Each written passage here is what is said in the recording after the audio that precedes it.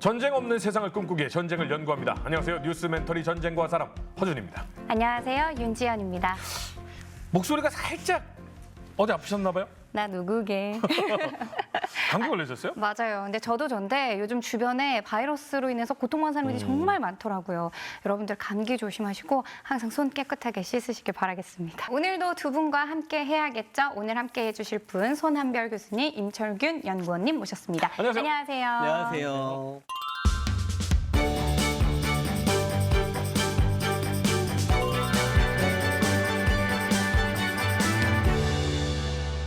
자, 그러면 본격적으로 한번 이야기를 시작해 보도록 하겠습니다. 네, 오늘 주제 먼저 만나보겠습니다. 어? 저건 많이 눈에 익은 것들이 좀 보이긴 하네요. 뭐가 눈에 익죠? 저는 저 오른쪽 전차 같은 경우는 굉장히 눈에 익어요. 아하. 네. 저 세 번째 밑에 있는 거는 함선인 거죠? 항공모함 같은데요? 예전 초창기 항공모함? 저 세 가지의 특징은 네. 국방력부터 군 체계, 그리고 전술과 교리까지 영향을 미쳤던 군사혁신의 대표적인 장비들을 한번 뽑아서 와본 겁니다. 군사혁신이요. 근데 군사혁신이라는 단어를 들으면요. 저도 뭐 종종 이렇게 접하는 단어인데 너무 추상적이에요. 맞아요. 군사혁신이 도대체 어떤 걸 군사혁신이라고 하는 거예요? 그래서 보통 명사로서 군사혁신은 군사 분야에서의 혁신적인 변화를 추구하는 모든 활동을 말하는 것이고, 이 고유 명사로서의 군사혁신은 1990년대 미국에서 있었던 RMA 군사 분야 혁명에서 그 기원을 찾습니다. 근데 저는 지금 연구원님 말씀 듣기 전에는 군사혁신이라고 했을 때 제일 먼저 떠오르는 거는 아무래도 무기의 변화, 그렇죠. 네. 무기의 발명, 뭐 이런 거 아닐까라는 생각이 들거든요. 사실 뭐 전쟁에서도 신무기로 인해서 큰 변화들이 좀 일어났는데 이런 거를 좀 혁신이라고 봐도 괜찮을까요? 이 사실 인류의 역사에서 전쟁과 군사의 패러다임이 변화해왔던 모든 과정들은 다 군사혁신이었던 거죠. 그러니까 군대가 아니어도, 그러니까 이제 새로운 수단이 발명되면 이걸 전쟁에서 어떻게 사용하지를 고민하게 되고요. 또 무기가 일단 한번 무기가 되면 이걸 어떻게 활용해서 싸울 것인가를 고민하게 되잖아요. 또는 반대로 내가 이런 무기가 필요한데 라고 생각하고 그 무기를 이제 새롭게 만들기를 연구 개발을 통해서 만들어내기도 하고요. 그러니까 어떤 방향이든 간에 이건 군사혁신의 과정으로 볼 수 있는 거죠. 반대로 얘기하면 필요에 의하니까 만들어봐도 군사혁명이고 만들어졌으니까 이걸 어디다 적용할까도 군사혁명이고 그렇죠. 군사혁신이고 네. 그러면 항상 군사혁신해야 되네요. 그럼요. 그건 상대보다 항상 더 좋은 무기 체계, 더 유리한 상황에서 더 잘 싸우는 방법을 연구하는 거니까요. 그러니까 시작은 말씀하신 대로 그게 어떤 방향이든 간에 시작은 거기서부터 시작하는 거죠. 다만 이게 어떻게 적용되느냐, 그 과정은 각 국가마다 다 다른 거죠.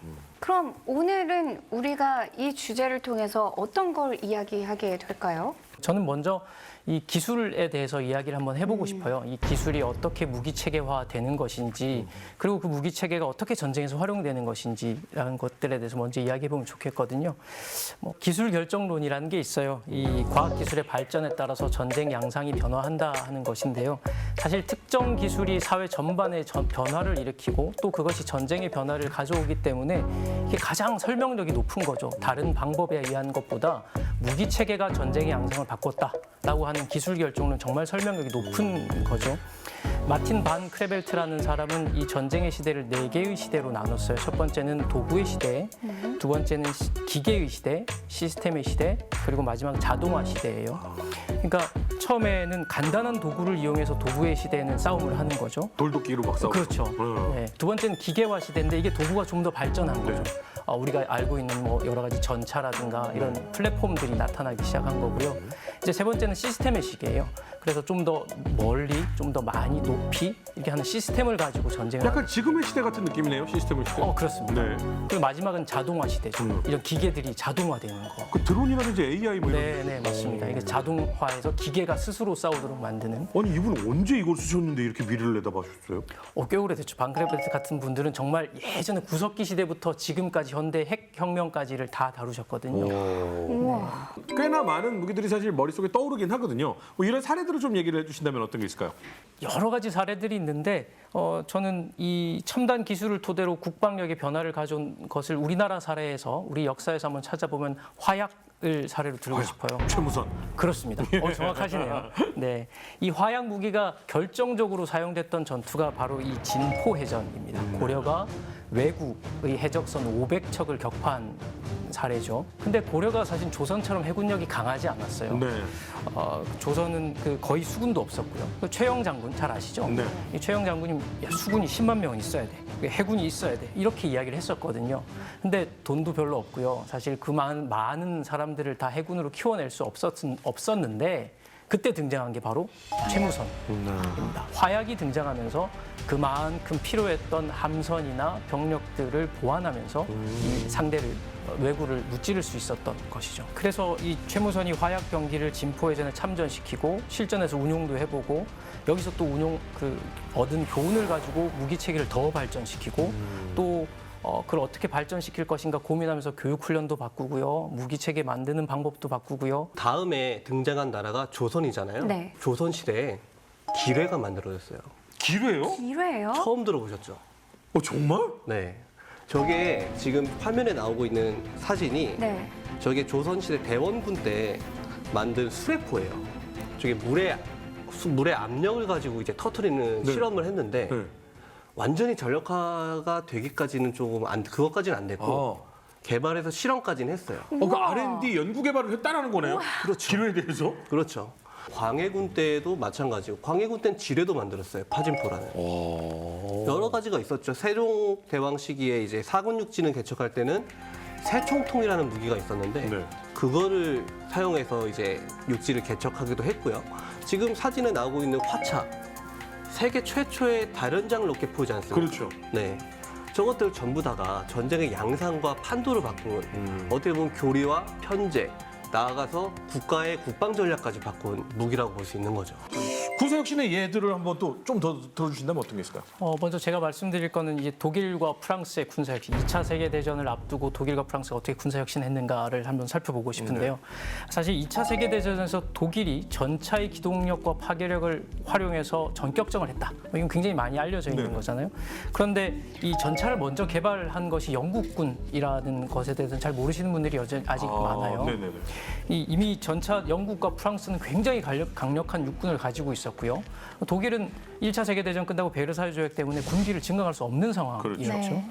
그 1차 세계대전 있었던 1916년에 이 솜 전투나 1917년에 이 캄브레 전투에서 영국군이 이미 전차를 투입해요. 이제 거기서 독일군은 그 전차의 파괴력을 이미 그때 확인한 것이죠. 1차 세계대전을 승리로 끝낸 이 영국군이 그렇다고 해서 전차의 개발을 완전히 이제 중단한 것도 아니고요. 자만에 빠져 있었던 것도 아니고 이걸 어떻게 하면 교리적으로 발전시킬 것인가를 고민했어요, 영국도. 독일군 같은 경우에는 이 1차 세계대전에서 만났던 이 전차의 파괴력과 기동력을 보고 그걸 어떻게 활용할 것인가 우리가 잘 알고 있는 구데리안 같은 사람이 전격전 전술, 전격전 이론을 만들어내서 실제로 2차 세계대전 때 이 전차를 이용해서 유럽 전체를 석권하게 된 것이죠. 그러니까 먼저 영국과 그리고 그다음 프랑스가 전차를 개발하고 그것을 활용하려고 했지만 실제로 그것을 공격 전투에 활용하고 자기들에게 유리한 환경을 만들어냈던 건 독일이고 또 독일이 그래서 2차 세계대전에서 굉장히 유럽을 전체를 석권하면서 이 공포의 도가니로 몰아넣었던 거죠. 고유명사로서 군사혁신은 미국 RMA 용어에서 찾을 수 있다라고 말씀을 하셨는데 미국에서는 어떻게 이 단어가 사용이 된 건가요? 1950년대 우리 한국 전쟁할 때 네네. 그때 대통령이 아이젠하워 대통령이었잖아요. 네. 이때 이 아이젠하워 대통령이 솔라리움 프로젝트라는 걸 시작해요. 솔라리움. 네. 2차 세계대전부터 거쳐온 영웅이잖아요. 근데 미국의 입장에서 생각해 보면은 한국 전쟁이라는 걸 거쳤잖아요. 네. 전쟁이 뭐 돈이 한두 푼 들어가는 게 그렇죠. 아니잖아요. 그다음에 또 미국 국민들 입장에서는 그래 뭐 새로운 공산 소련 등장해서 저들이랑 맞서 싸워야 되는 건 알겠어. 근데 이 지긋지긋한 전쟁 좀 그만하고 돈 들어가는 것 좀 그만하자. 당장 우리 먹을 빵이 없다. 이 돈을 줄이고 싶어서 국무장관을 부릅니다. 네. 덜레스라는 사람이 그 당시 국무장관이었는데 백악관에 보면은 그 일광욕 하는 데가 있어요. 거기 강력한 네. 데가 따로 있어요? 거기 이름이 솔라리움이에요. 거기서 여기에서 나왔군요. 솔라. 네. 거기에 그 국무장관하고 몇 명 불러요. 그 자리에서 덜레스 국무장관한테 4가지의 프로젝트 팀을 구성하라고 지시를 해요.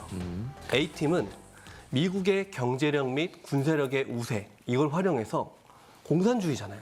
그 내부적 취약성을 활용해가지고 소련을 장기적으로 천천히 무너뜨리는 봉쇄 전략. 어허. B팀은 소련이 지금까지 팽창하면서 지정해 놓은 지정학적 선이 있잖아요. 네. 뭐 동유럽의 뭐 폴란드라든지 네네. 이 선을 딱 그어놓고 너 이 선 벗어나면은 모스크바 뚝배기 깬다. 아, 뭐 핵전력이랑 뭐 대규모 전쟁 각오해야 될 거야라고 경고를 하는 거죠. 약간 그것도 타협점이네요. 그러니까 네. 소련의 마지노선을 입장에서 주고. 순방 치안을 하고 있는 그 라인은 네. 내가 안 넘어갈 테니 너도 넘어오면 끝난다. 맞습니다. 네. 이게 억제 전략. 세 번째 거는 그냥 일반적인 전쟁이 아니라 우리가 흔히들 회색지대라고 하는 거 있잖아요. 경제전이라든지 아니면 뭐 어떤 외교적이라든지 뒤에서 야금야금 간첩 같은 거 보내고 이렇게 해가지고 소련을 약화시키는 전략을 C팀한테 구상하라고 하고요. 마지막 D팀한테는 소련도 핵무기를 개발했거든요. 이 당시에.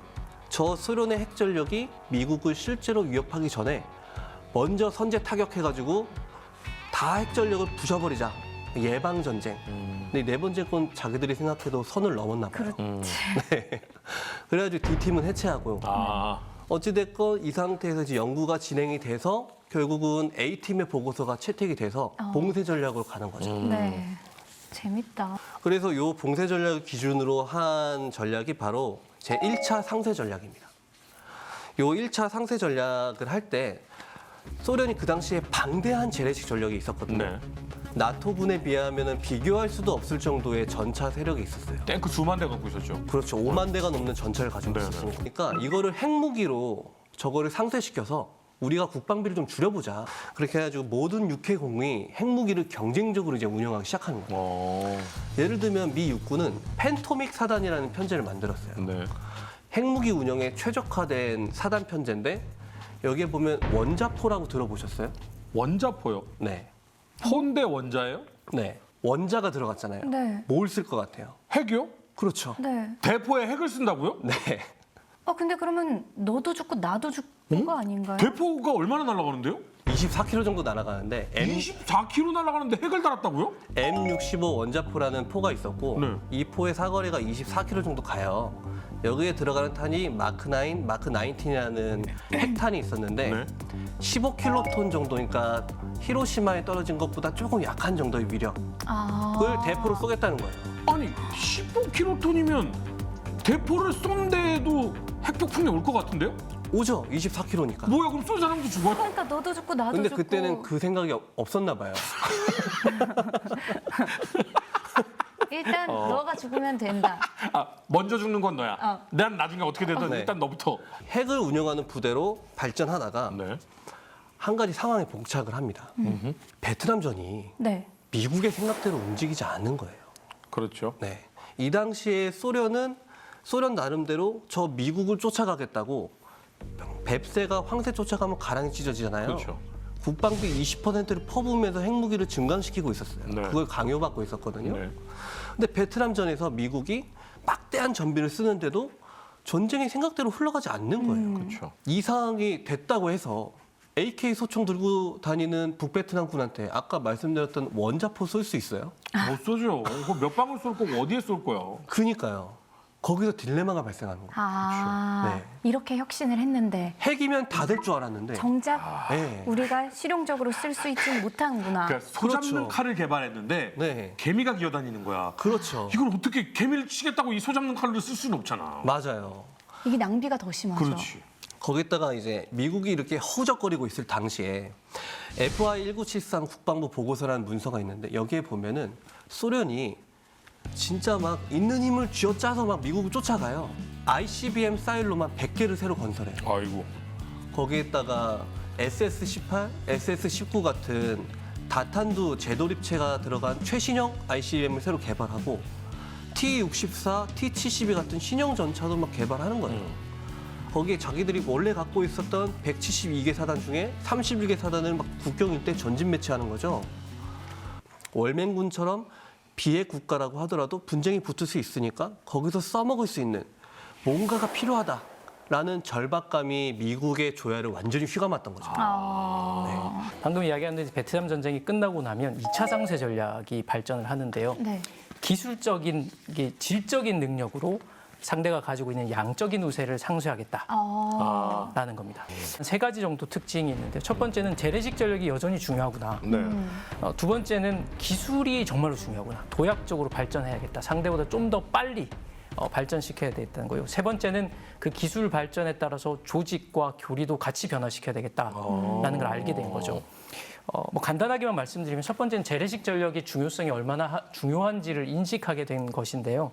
이게 지정학적으로도 굉장히 소련의 영향력이 넓어지면서 이게 동유럽 쪽으로 계속 이 영향력이 커지면서 어떻게 하면 미국도 재래식으로 개입할 필요성이 커진 거잖아요. 네. 아까 말씀하신 대로 이제 소 잡는 칼로 어쩔 수 없으니까 그 핵무기로는 어쩔 수 없는 재래식 전력으로 조금 더 이 유럽의 안보를 지키기 위해서는 재래식 전력이 정말 중요하다.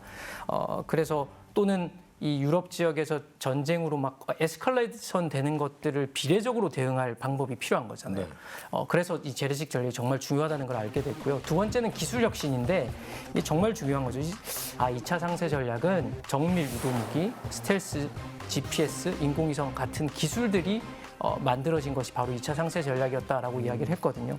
그럼 베트남전 이후에 현대까지도 2차 상세 전략이 쭉 유지가 되어 왔던 거네요. 그렇습니다. 네네. 네, 쭉 이어져 온 것이고 그래서 보통 말하기를 2차 상세 전략은 카터 행정부에서 시작해서 레이건 정부에서 발전시키고 부시 행정부에서 완성되었다라고 이야기를 하는 것이죠. 약간 이라크까지가 느끼네요. 그렇습니다. 이라크전 1차 이라크 전쟁이 정말 2차 상세 전략의 모든 성과를 다 보여준 전쟁이었던 것이죠. 자, 오늘 역사 속 군사 혁신에 대해서 정말 많은 것들을 들었습니다. 정말 이 군사 혁신 하나가 얼마나 큰 국가 간의 전력 차이를 만들어내는지를 배웠는데 그렇다면 중요한 것은 미래 아니겠습니까? 맞습니다. 과연 미래의 군사 혁신 어떤 것이 준비되고 있을까요?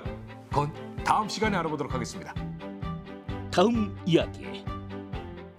베트남 전쟁 이후 미국은 제2차 상세 전략에 돌입하여 마침내 걸프전에서 군사 혁신을 완성한다.